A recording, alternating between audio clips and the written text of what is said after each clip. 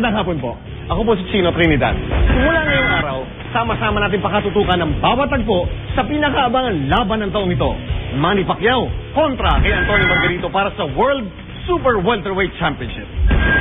Sa paglaban ni Manny Pacquiao kay Antonio Margarito ng Tijuana, Mexico, hangad niya ang kanyang ika-8 titulo sa 8 magkakaibang dibisyon. Pero ang tanong ng marami, kailangan pa nga ba ni Pacquiao ang labang ito?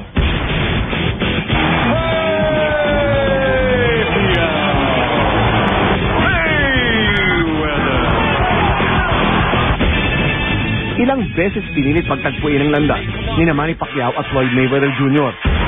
Pero sadyang hindi kumakasa ang kampo ni Pretty Boy. Ang tingin nga ng karamihan.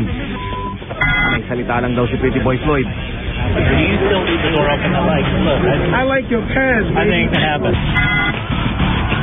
Ang matapang na sumagot ng hamon, ang Mexicanong si Antonio Margarito. Yun nga lang, ang sagupaan kontra kay Margarito ay maituturing na high risk, low returns na tipo ng laban.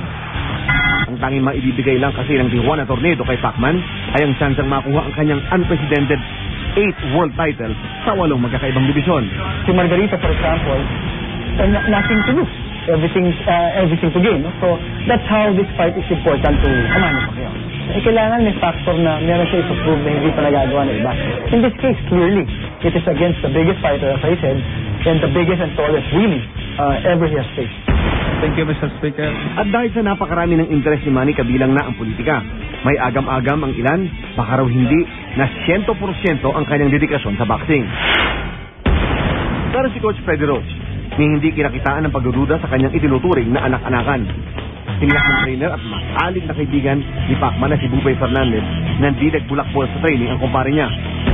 Kung ano man yung nakita ng mga tao na nandito sa syudad, ay ang ginawa naman natin sa Baguio, talagang sinalubong din natin yung Baguio. Siniguro na rin ang mismo pambansang kamao, nananatili pa rin daw ang init ng pagmamahal niya sa boxing na siyang tumaguyod sa kanya at sa kanyang pamilya. Ayaw na talaga paawat ng pambansang kamao sa kanyang paghahanda.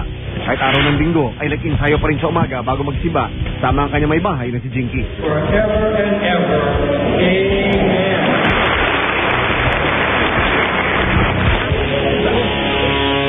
Bawat aksyon pakatutukan, bawat bira, huwag palalampasin.